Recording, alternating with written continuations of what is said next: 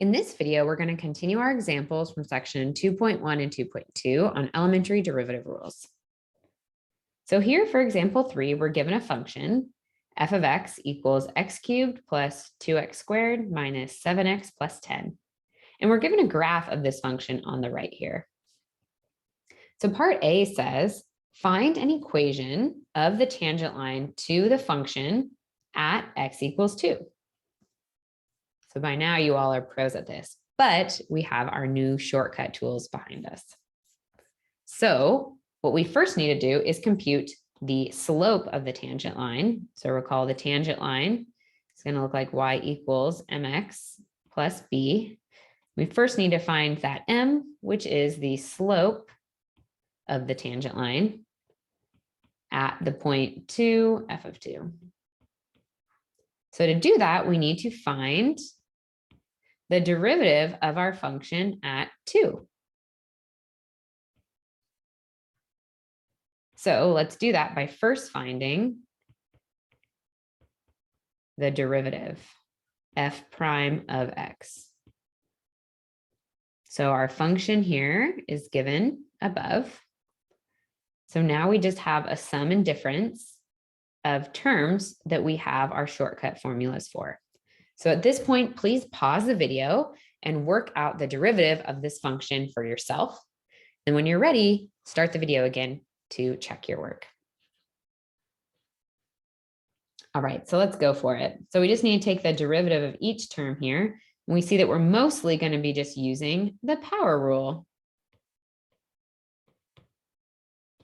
So taking term by term, the derivative of x cubed, that 3 will come down. We subtract 1 from the exponent, 3 minus 1 is 2. Plus our next term, we still have that 2 down here, but now we bring that exponent 2 down. Subtract 1 from the exponent of 2 to just get 1 as an exponent. So I can leave 1 there. Now I'm going to carry out this next term. So I have that negative 7 that will just come out of the derivative. I have an imaginary 1 in the exponent here. So that 1 comes down and I subtract 1 from the exponent. So that would just be a 0. And then finally, derivative of a constant is just 0. So we can clean this up a little bit and write 3x squared plus 4x, 1 in the exponent, doesn't do much for us. So we could just write x minus 7. Now we have x to the 0, which is just 1. So we just have negative 7 times 1. So I can just leave it as negative 7 plus 0. Awesome. So now we have a rule for our derivative, f prime of x.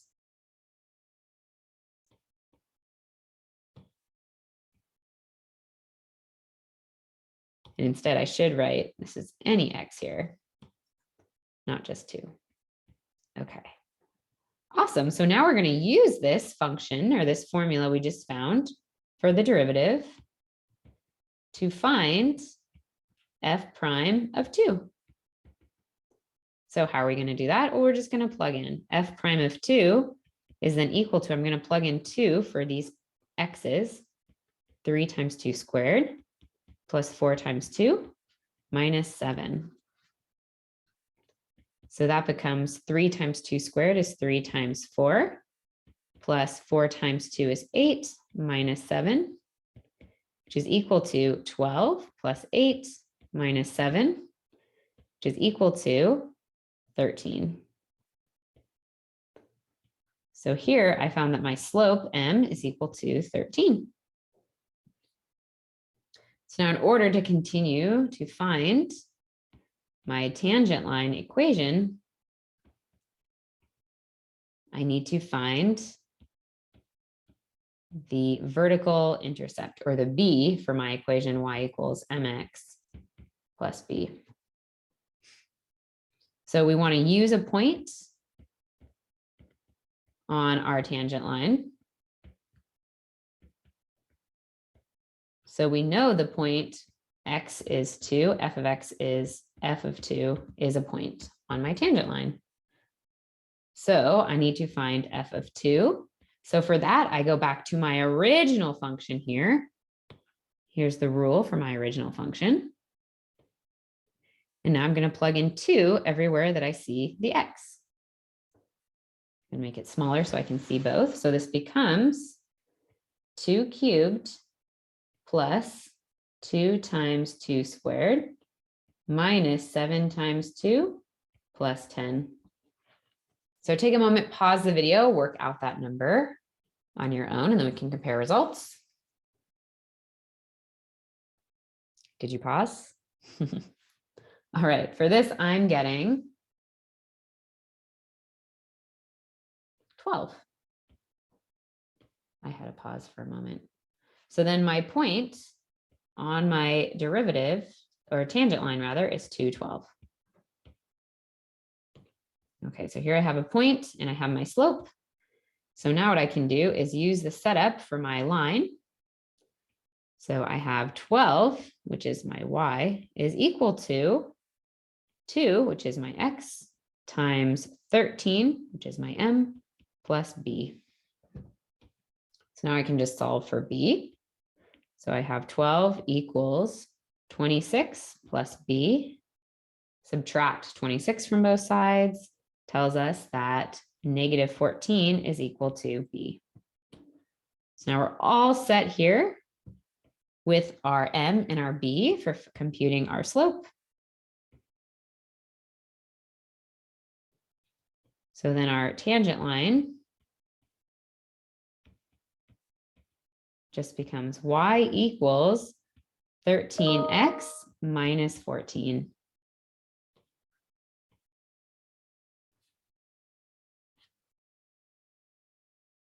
Awesome. So please take a moment, pause, and rewatch any part of this video to make sure we're feeling good about the results of this example. And when you're ready, let's move to part B together. So in part B, we're asked the following. Where is the tangent line to our function horizontal? So recall, a horizontal tangent line has what kind of slope? Slope of 0. So we want to know, in other words,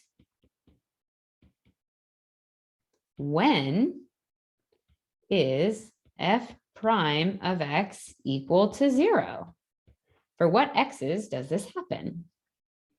Well, we know from part A that the derivative formula is here. So I can copy that down.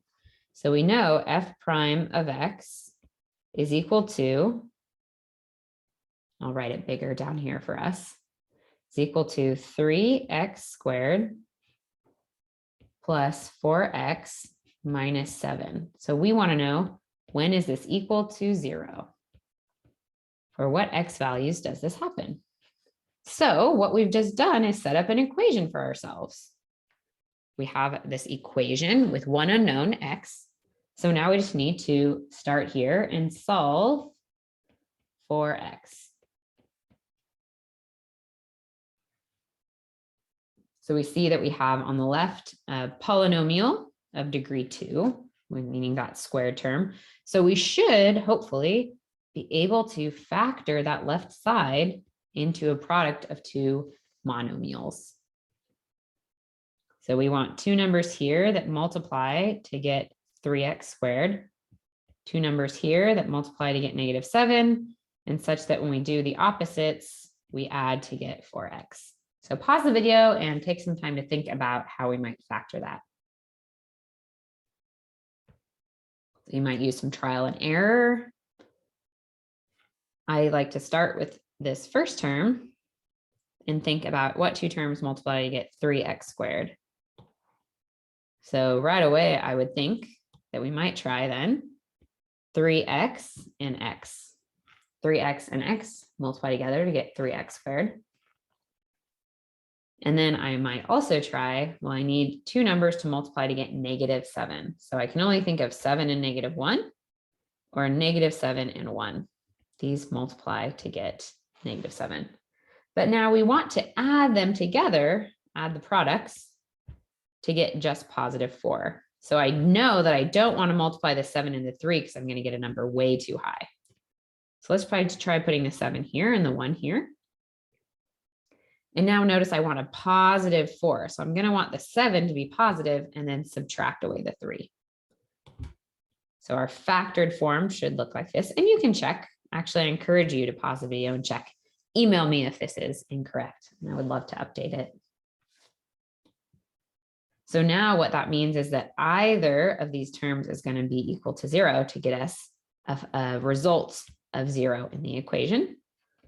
So this tells us that 3x plus 7 equals 0, or x minus 1 can equal 0. So this first part tells us 3x equals negative 7, which when dividing by 3 would tell us that x is equal to negative 7 over 3.